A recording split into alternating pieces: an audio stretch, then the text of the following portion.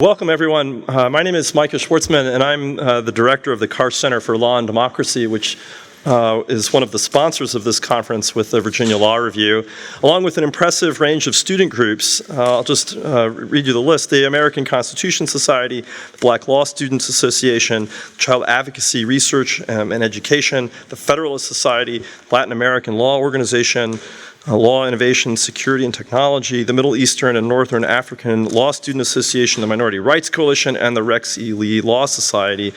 It's notable, I think, that such a diverse group of student groups, which often represent very different viewpoints, agree on the importance of our topic today, which is the status of student free speech rights 50 years after the Supreme Court's landmark decision in Tinker v. Des Moines. Let me say a word about the Karsh Center's support for this event. The Karsh Center is a nonpartisan legal institute whose mission is to support the understanding and appreciation of principles and practices that are necessary for a well-functioning pluralistic democracy. These include civil discourse and democratic dialogue, civic engagement and citizenship, ethics and integrity in public service, and respect for the rule of law. In her actions as a student in the 1960s and in her work on behalf of student rights since then, Mary Beth Tinker has exemplified these democratic values. In December 1965, when she was a 13-year-old junior high school student, Ms. Tinker and her family decided to protest the Vietnam War by wearing black armbands. This was a peaceful protest consistent with a long tradition of civil dissent in our country.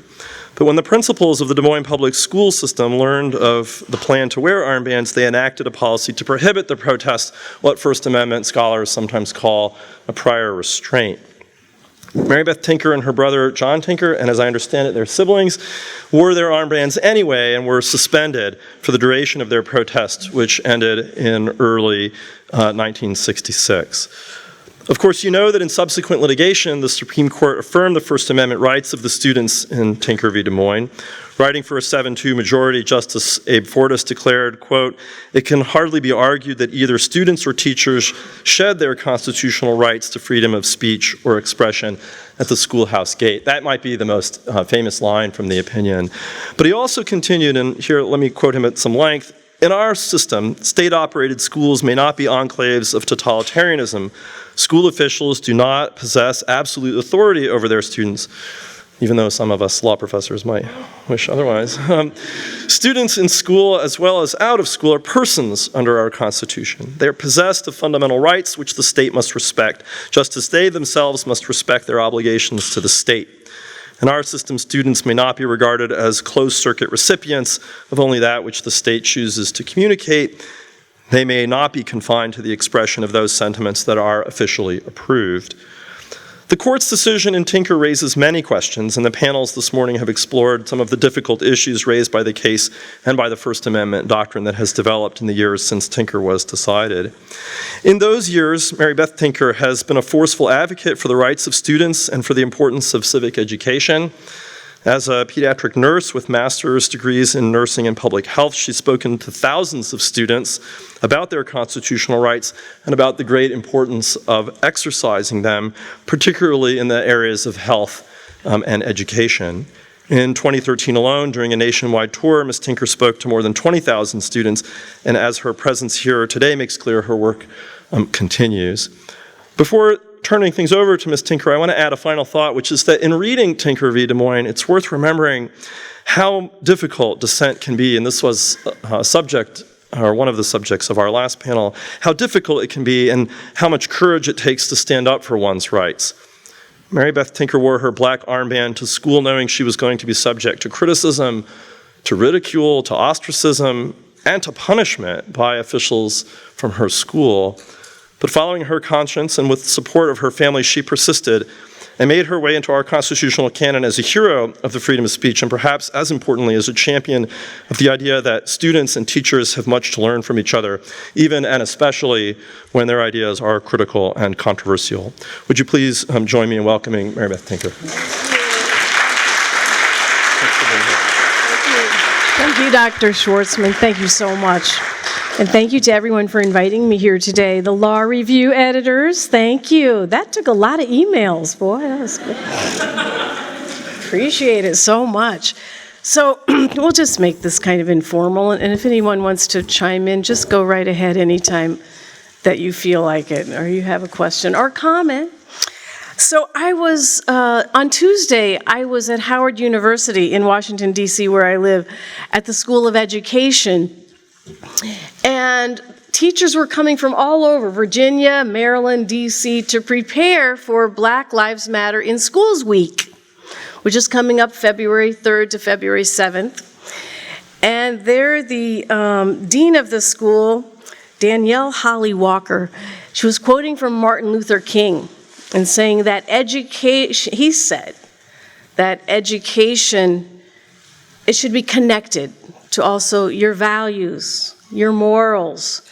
It's good to be efficient and it's good to be intelligent, but you also have to think about how it applies to the current day and to the issues, the times that you're born into and the times that you're dealing with. You don't have a choice of when you're born, but we do have some choices about how we respond to the times that we're born into. And we're living in mighty times, it seems to me, as a student told me recently in one of the schools. And so we have to really think about how we can most effectively respond and take our country and our world in the direction that we want it to go. If you do nothing, history will be made. And this is what I tell kids in the schools. But it may not be the history that you want. So we have to think about how we're going to use our education. And someone told me a long time ago when I was in nursing school, whatever you do, try to do something to help kids, because they really need us. Why do they need us? Well, first of all, because kids are a discriminated group. And I've come to see our case, Tinker versus Des Moines, in the context of human rights, children's rights, the international issue of the rights of teenagers. And children and teenagers all over the world are speaking up and standing up for their rights. If you want to see how it is in our country, for example, you just have to look at one indicator, and that's the poverty level. What age group is most likely to live in poverty? Kids. And it's not just because they don't work, it's because, which a lot of them do actually, it's because as soon as their parents have them, and I know a lot of you have kids, you are also a discriminated group. And so anyone who associates with children, whether it's preschool teachers who are making the minimum wage, or whether it's teachers in general, or whoever it is that associates and devotes their life to children, is also going to be having a rough time of it. You're not going to be getting the big bucks or, be really highly respected necessarily. By some, yes. And so then you have these.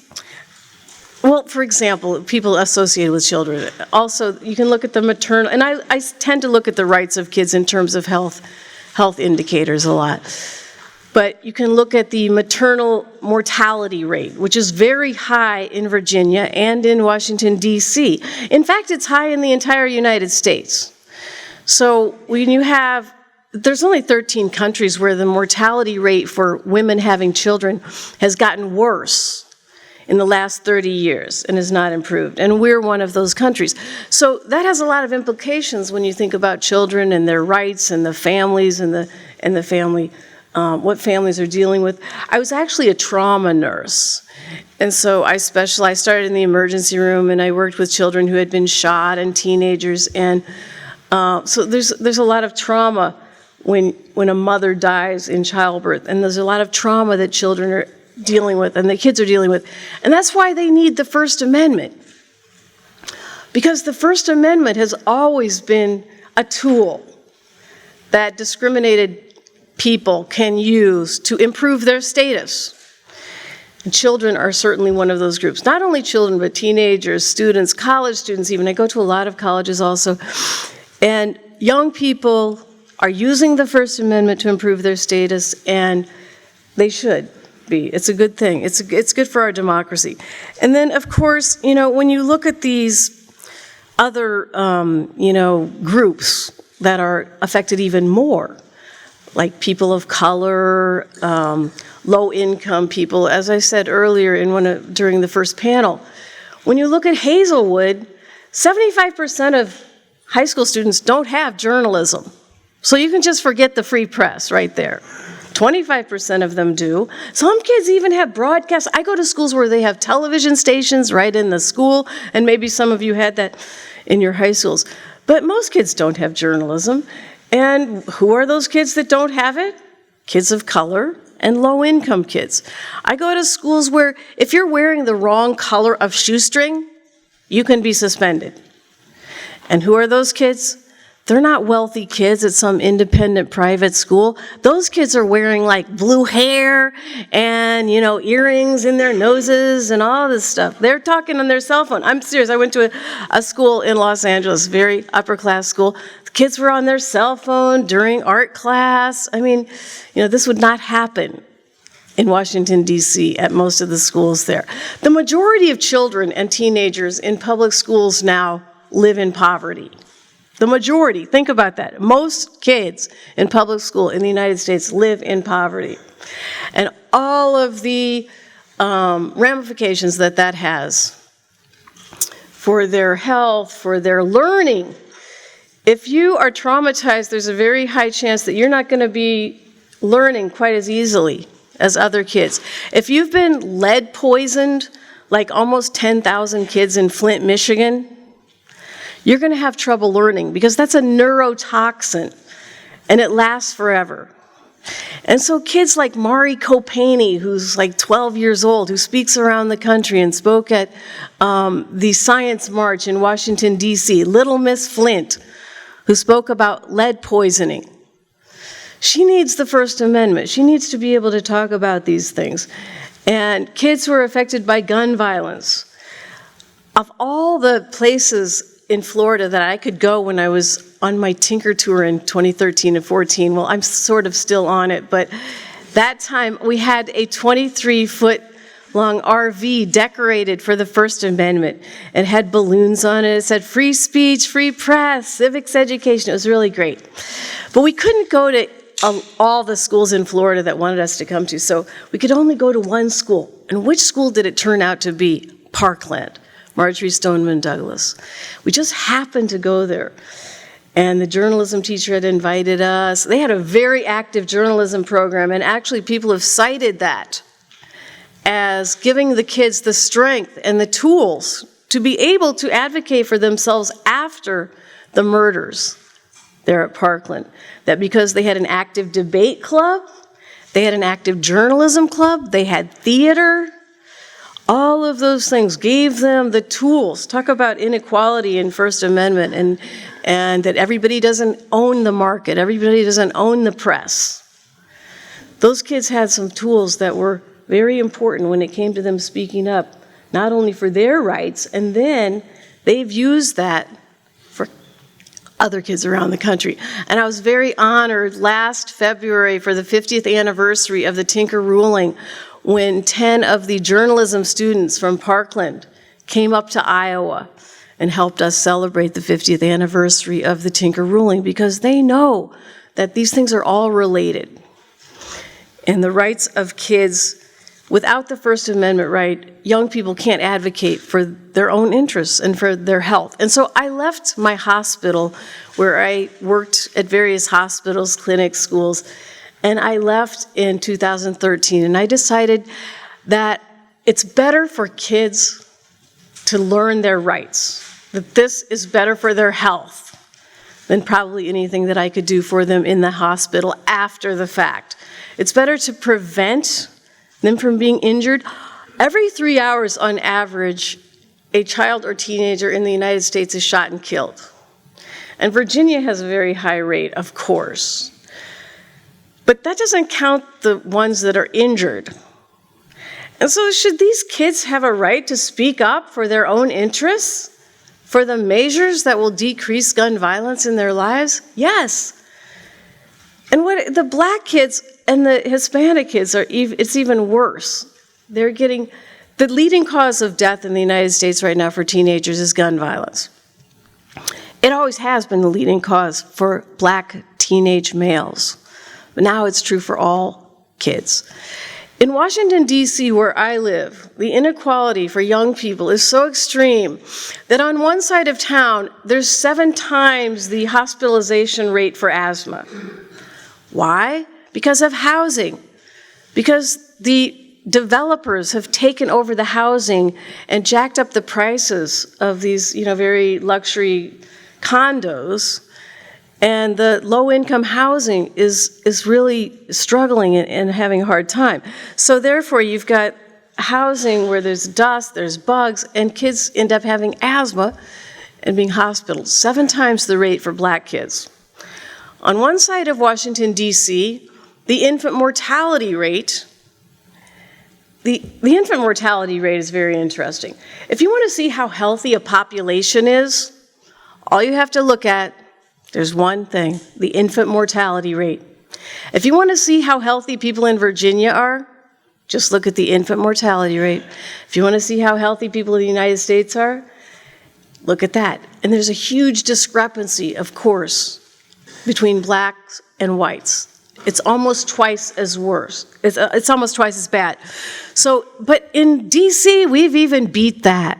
In our nation's capital, the infant mortality rate on one side of Washington, D.C. is 10 times worse than the other side of Washington, D.C. In other words, how successful is a population in getting their babies to live to age 1? That's what it's all about. If you want to see how successful that society is and how healthy, just look at that one thing. In Washington, D.C., there's so much discrepancy that it's 10 times. And of course, that affects so many other issues because that's just one part of it, but there's a ripple effect that goes out from there. And so that's why kids need their rights to speak up about these things, because as it turns out, a group who is affected, who speaks up for themselves, that is the most effective. Yes, we can advocate for youth, and we can speak up for these things, and we are their allies. But when young people speak up for themselves, like the March for Our Lives, like Black Lives Matter, that is the most effective. There's a saying, nothing about me without me. And when young people speak up, that is very, very effective. Homeless youth. There's around 2 million homeless kids in the United States. I was in Seattle recently where the homeless rate for teenagers has doubled in the last 5 years. So kids are speaking up about these things, and kids are speaking up about racism. Mrs. Strong was just telling me about a program in Durham, North Carolina, where students are addressing racism, even 5-year-olds, 6-year-olds, 7-year-olds. And I believe that's what we should have all over the country. Why wait until some kid is doing hate? Everywhere I go, it seems like around the country lately, there's been some kind of hate speech incident. I was just talking to a teacher at a journalism conference I was at, and she said, oh yeah, at my school in Erie High School, the volleyball team decided to, the girls' volleyball team, to make a swastika with their bodies on the court, on the volleyball court. Students have, in Wisconsin, where I was about a month ago, some of the kids decided it would be really fun to have a float in the homecoming parade that put down and mocked immigrants. So, I mean, and I could give you 100 examples, and there are many in Virginia as well. But the way to deal with it, I think, is to prevention. As a nurse, we think about prevention. Why wait until you have these kinds of hateful feelings and thoughts and actions? We should start when the kids are little in kindergarten, like they're doing in Durham, and teach the kids, have anti-racism programs. And I've come to believe that it's especially a responsibility of us white people to teach other white people at any age, but especially children when they're young, to teach kids the history of Virginia, the history of the Confederacy, the history of how we got here, the kind of violence, and to help kids understand. I mean, I go to high schools where I was talking about the discrepancy rate, I think where was this, in Illinois maybe, for black teenagers. And so this kid said something like, well, how did it get that way? And I thought, this is really not good. We've got a kid who's gotten all the way to 11th grade without having a clue about how things got this way and why things are this way. So I think a lot of education, and all of us can take part in that. We can work with kids and volunteer with kids so much more. So, the other issues that kids are dealing with, war should be focused on more, I think, in our society. It affects kids so much. I was just reading a series in the Washington Post on Afghanistan, and how there's been over $133 billion spent. Now that's 133,000 million, by the way. I have to remind myself. $133 billion, and there's probably more, in Afghanistan over the last 19 years. And this whole series is all about how these top generals are saying, and why did we do it? We had no clue what we were doing, and we've gotten nothing out of it. We weren't even there to fight the Taliban, but we started fighting the Taliban. And now the Taliban is stronger than it ever was in Afghanistan. And now we almost started another war in Iran. So I'm very happy to see the War Powers Act that's been passed by the House and that is now in the Senate, because war affects children so much. Not only do their families end up going to war, and these aren't the rich kids, by the way, as you know, whose dad and mom are over in Afghanistan or has been killed or hurt in Iraq. And I worked at the Veterans Hospital myself as a nurse, and I'm very aware about the issue of veterans. So this is why kids need to speak up and stand up. And also, by the way, war is also the greatest polluter. It's the greatest danger to our climate. And so I think it's good that we pay attention to that more. But when I was a child, I was affected by all of the things that were going on. I saw them on the news. War was what was going on in our lives. Well, first it started with the Civil Rights Movement, because in 1963, and all the rights in public schools right now today for kids really are founded by the actions of students in the Civil Rights Movement. In 1963, when I was 10 years old, I saw on the news children in Birmingham, Alabama, and they were marching and singing songs like "This Little Light of Mine, I'm Gonna Let It Shine," and they were speaking, well, it was actually nicknamed Bombingham, because it was the Ku Klux Klan, the white supremacists, had been bombing the black churches. And Birmingham was one of the most segregated cities in the United States. But I saw these kids on the news, and then the police, the chief of police, he had a perfect name for a bully, Bull, put the dogs on the children and the water hoses. And I know you've seen all these photos, these famous photos that went viral. I thought those kids were so amazing. I didn't even like dogs. I was scared of dogs. I didn't know how they could stand up to those dogs and everything. But I knew I was nothing like those children, because I was shy, and I was one of the youngest in the family. And I said, wow, those kids are pretty amazing. Well, then, to punish the children, the Ku Klux Klan, the white supremacists, white nationalists, and I think we also need to use their name a little more and teach people who these people are. And also, by the way, that they have a flag to symbolize their work. It's the Confederate flag. And I like to tell kids these stories so that they know why people are so upset when they see the Confederate flag, because there's a history there. And it's not such an old history. And so these kids, to be punished, the Ku Klux Klan planted a bomb in their headquarters, which was the 16th Street Baptist Church, right on Sunday morning, knowing the kids would be in Sunday school. And sure enough, the bomb went off, and the charred bodies of 4 children, 4 girls, Cynthia, Addie Mae, Carol, and Denise, were found in the church. I had just turned 11 years old. It was September 15th. And someone came by our picnic to tell us what had happened. And we were so sad about what had happened to those brave kids. James Baldwin and Bayard Rustin, who was Martin Luther King's right-hand man, but he was gay, so you don't always hear a lot about Bayard Rustin. The two of them, James Baldwin and Bayard Rustin, they had an idea. What if we would wear black armbands at memorial services all over the country for these little girls who've been killed? And so that's what we did in Des Moines. And all over the country, there were services for the little girls. And that was my first experience with black armbands. But the next year was also a year when young people stood up and spoke up and said, no, we can do better. And they were called to Mississippi by Robert Moses and the Student Nonviolent Coordinating Committee and Ella Baker and Fannie Lou Hamer. And they went to Mississippi that year to help register black voters.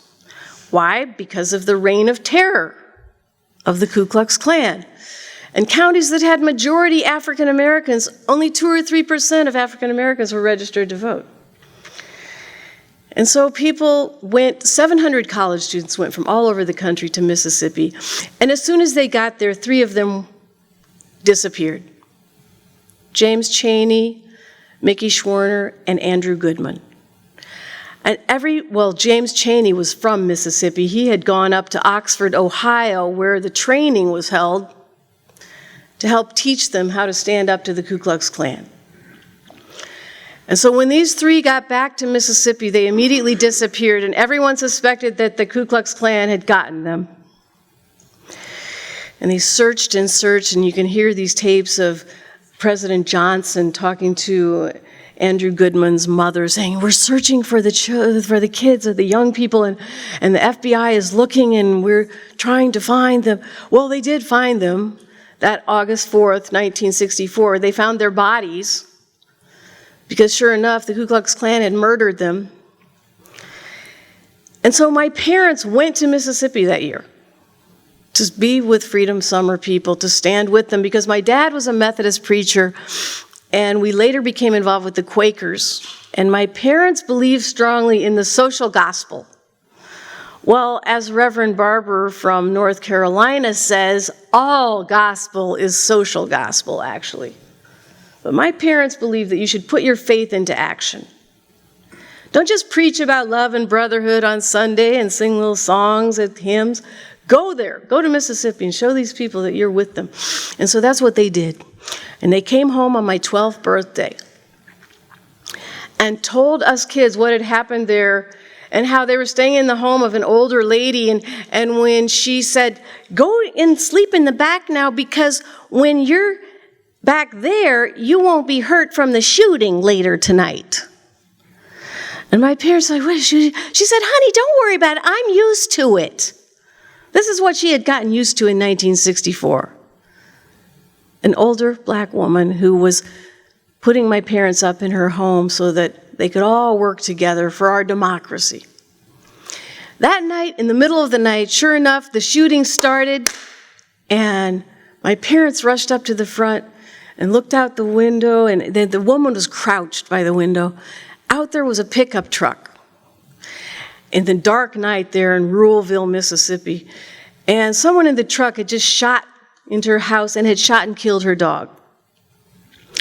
And they never told me if they had a Confederate flag on that truck or not, but I wasn't surprised if that was part of their actions and part of their life, those people.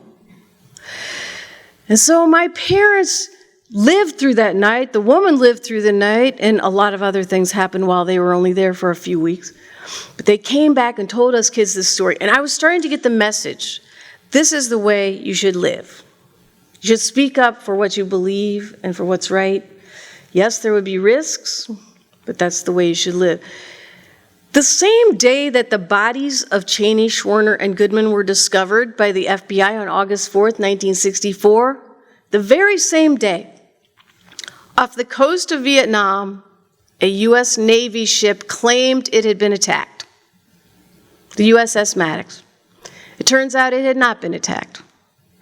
But that didn't stop the U.S. Congress from voting almost unanimously to escalate the Vietnam War with the Gulf of Tonkin Resolution. So by 1965, now we were seeing on the news, thanks to the free press, by the way, we wouldn't have known about Birmingham, we wouldn't have known about all these things. Now we're seeing on the news visions of the war.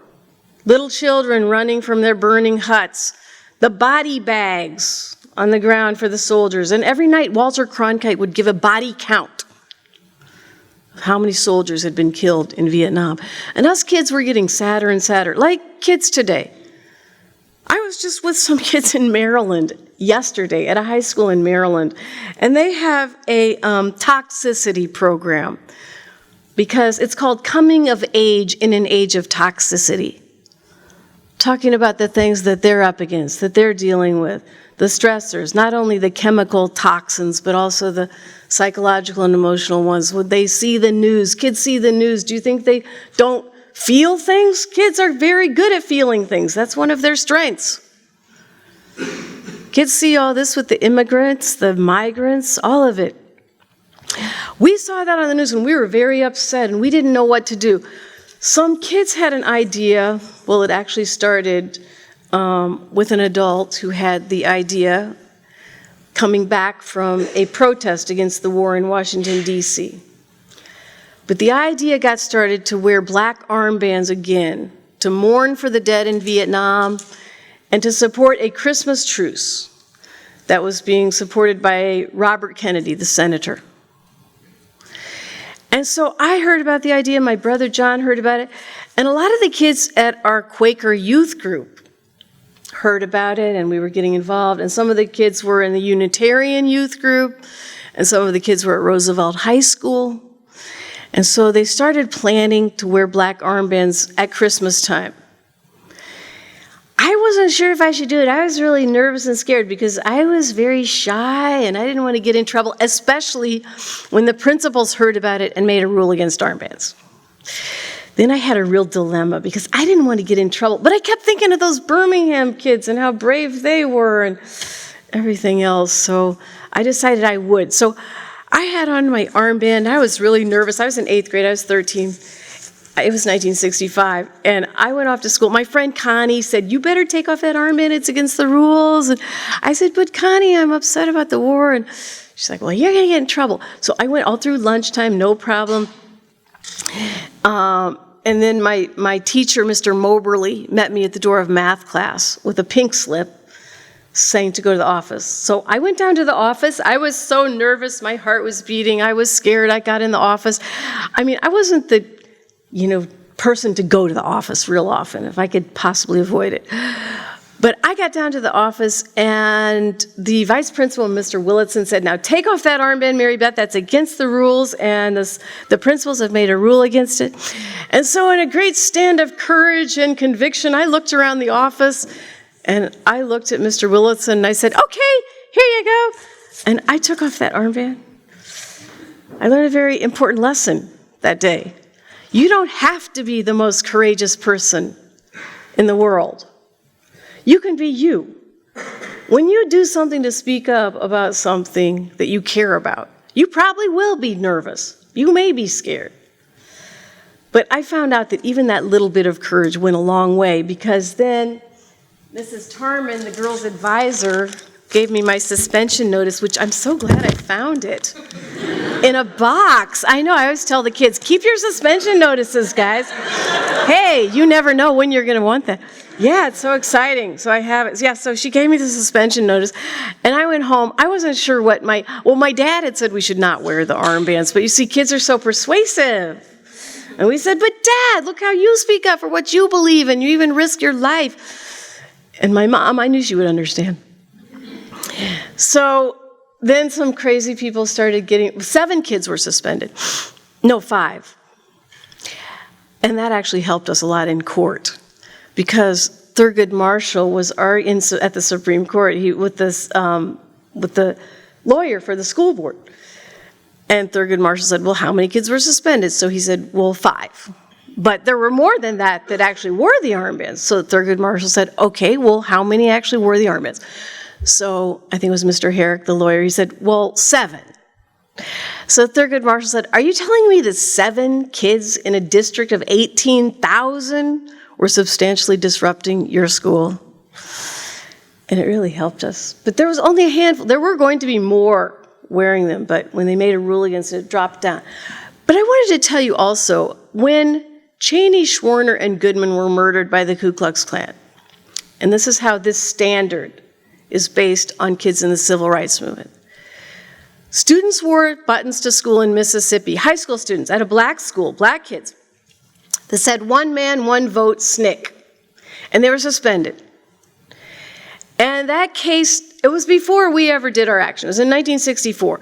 That started working its way through the courts, and they ended up winning their case in the Fifth Circuit Court of Appeals because the courts said they should win because they had not substantially disrupted school.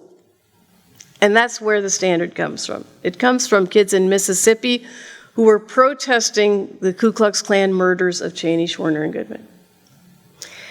And so then when the American Civil Liberties Union heard what had happened to us, the Iowa Civil Liberties Union, and they came and started helping us. And they said, first, you always have to negotiate.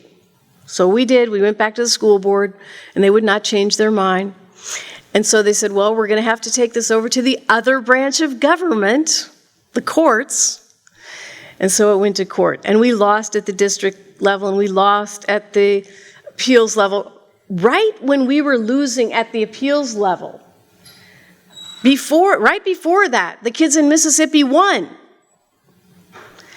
And that Burnside case caused a circuit split when they ruled against us at the 8th Circuit in Iowa. So now you have circuit split. So it was appealed to the Supreme Court, but as you know, they only take about 80 cases a year out of around 10,000. So we're really glad that they took our case, first of all. But I certainly thought we would lose, because I said there's no big important judges that are going to say the kids were right, and the teacher was wrong, and the school board was wrong, and the superintendent was wrong. And no, I didn't think that was ever going to happen. So I was really surprised when I was a junior in high school when we won the case by 7-2, and Abe Fortas made his wonderful ruling about what education should be in a democracy.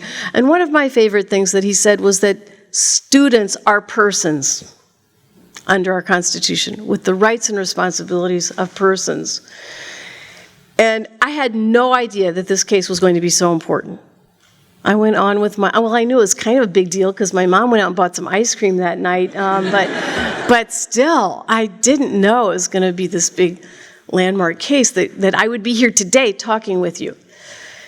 And so I grew up and I became a nurse, and I started working with children and teenagers, and I started to see firsthand how kids do not get a fair deal in our society. I was taking care of kids who were shot, their after-school programs were cut.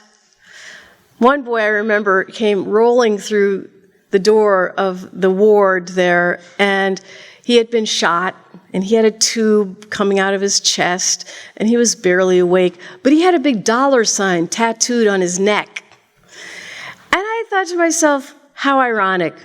He has absolutely no say about the budget in our city. He has no say about his parents' minimum wage jobs or whatever they're getting for their wages, about the rent and whether there's rent control. But here he is paying the price for policies that he had no say in. And so that's when I decided to leave the hospital and start traveling around talking to students. And I was just recently, I heard about a speech that some students gave at the United Nations a few years ago, advocating for the universal rights of children. And the United States is one of the only 2 countries who has not signed on to that, by the way. I think Sudan is the other country. And the kids were saying, we're not the problem, we're the solution. You say that we're the future, but we're also the present. So thank you for having me here today. Here's to you and to all kids and the First Amendment. Thank you for having me here.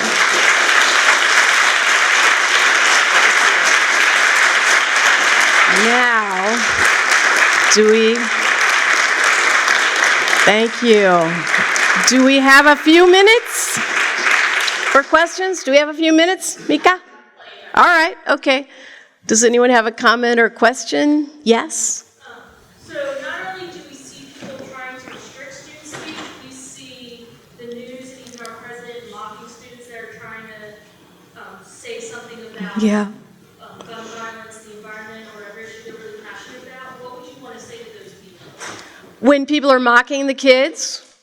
Yeah, I mean, kids are always mocked. When we stood up about Vietnam, people said, you kids don't know anything about Vietnam. Well, guess what I found out later? Adults didn't know anything about Vietnam. They couldn't even find it on a map. Here we're going to war in this place, Vietnam. They had never heard of it. They didn't know the history. They didn't know there was a war of independence. They didn't know about the French colonizing Vietnam. Now people are saying, oh, these kids, these March for Our Lives kids, they don't know anything about guns. Wait, they know a lot about guns. They have a lot of experience. And I talk to so many kids all over the country who have been affected by gun violence. Every group of teenagers, if you ask who has somebody who's been shot, who knows someone who's been shot, I mean, hands will go up. So there's a kind of knowledge, and there was a great Brazilian educator named Paulo Freire who used to talk about that. There's a kind of knowledge that you have that's just as valuable as something from a book that you might get in other ways. But yeah. It's another sign of being a discriminated group. I mean, women voting, people would say, oh, women can't vote. Come on.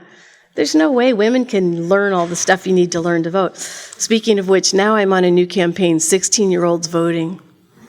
Yeah, that's a very interesting one. There are 3 towns in the United States where 16-year-olds can vote. And I was very excited to go to a human rights conference in Brazil, and I was speaking about children's rights and teenagers' rights. And I said, yeah, we have 3 cities now where 16-year-olds can vote. Guess what they told me? All Brazil already has that. And so does Argentina, and I think 16-year-olds in Scotland were voting. So yeah, we almost got it passed last year in D.C. It was short 1 vote. But that's another campaign that's picking up steam. Yes? Thank you so much for speaking with us today. Thank you. You talked about a lot of issues that cross public welfare, but I wanted to ask you, if you were 13 today, Yeah. for what cause would you wear your armband? What cause? I'd probably be wearing it for various causes. I think I'd be speaking up against racism and the climate, animal rights, gay rights. I'm gay, so I have spoken up about that over the years. Although I used to be really scared to say anything about it because I thought, oh no, these crazy people, they're going to come back. Because when we wore the armbands, there were crazy people that would call and threaten to kill me, this lady. And I was like, we're speaking up for peace at Christmas time. Now people, you send those little glittery cards around that have an earth on it. It says peace on earth. I mean, really, I think kids also see through hypocrisy. That's one power. And then they would send, here's one of my favorite postcards, some of our hate mail. Yeah, well, you have to admit, it makes it very clear, the message. And it's kind of artistic also.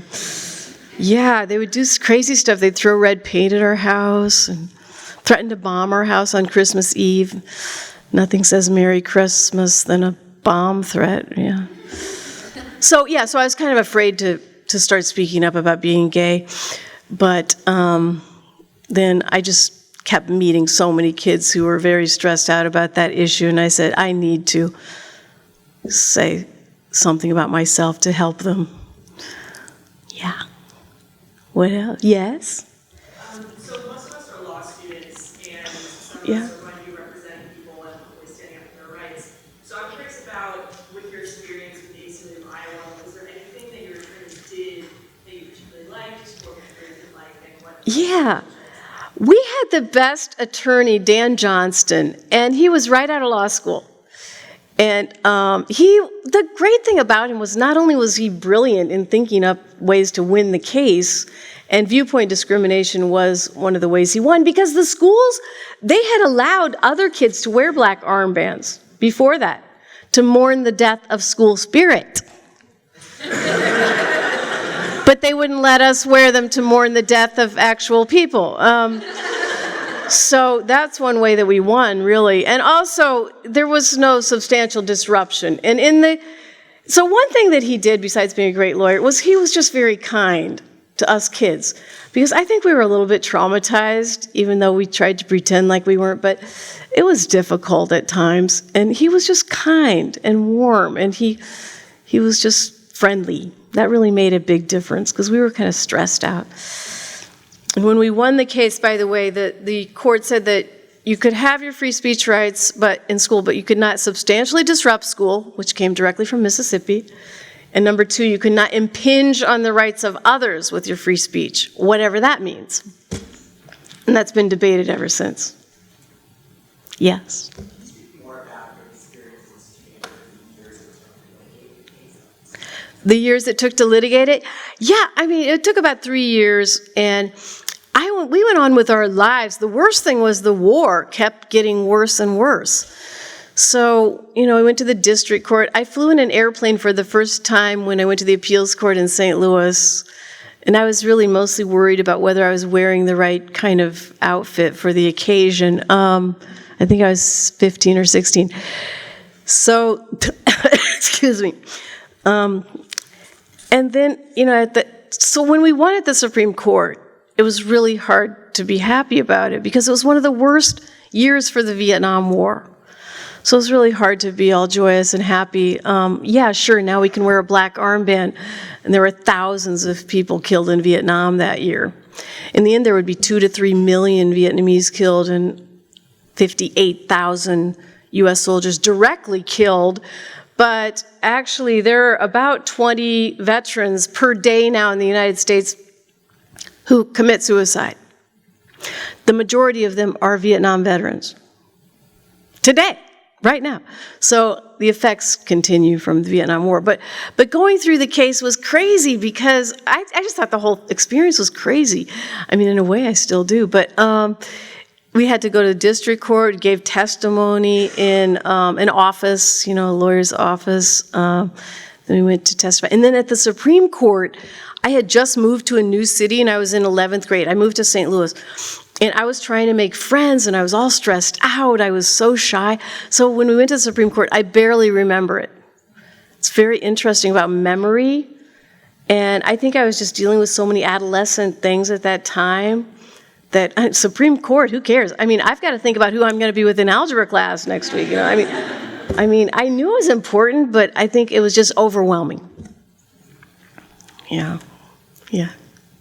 I'm curious about your input into the debate that we wanted to see in the panel. Yeah. It's about that there's tension between allowing free discourse among students and also, exposing them to vulnerability of bullying and hate speech. Yeah. And safe feelings. And do you think there should be any restrictions on student speech? And if so, is that okay? Yes, of course there should be restrictions on some student speech. And as I like to tell students in the schools, all rights have limitations, including the Second Amendment, by the way. But, you can't go out in the busiest street in Charlottesville today and decide, hey, let's assemble, and, so there are restrictions. But yes, of course there should be restrictions. I used to be more of a First Amendment absolutist, that, the answer to speech we hate is more speech, blah, blah. But now I've become more sensitive and aware of the issue of, you can't have a free press if you don't own the press, things like that sort of, in the marketplace of ideas, what you're talking about. If you own the market, it helps a lot. So now I'm conflicted. I don't know. I'm still figuring it out. That's why I tell students and all of you, weigh in on it. Think about it. Learn about it, because it's not like there's some, big important person out there that has the answers. So I'm much more aware, I think, now of the issue of inequality of the First Amendment. And traveling around the country, there's a total sliding scale to the First Amendment. I mean, you will go, the low-income kids of color, they do not have their rights. I'm sorry. They'll probably be lined up to go to lunch. They'll be wearing strict uniforms a lot of times. As I said, no press, et cetera, et cetera. So, yeah, it's so unfair. So I have been thinking about that a lot more.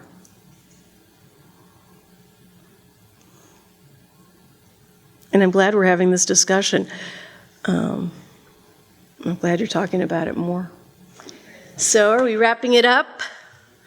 Thanks. Thanks, everyone. And feel free to write to me anytime. It's Beth Tinker at Gmail. No, I'll write you back. Thank you, thank you, thank you.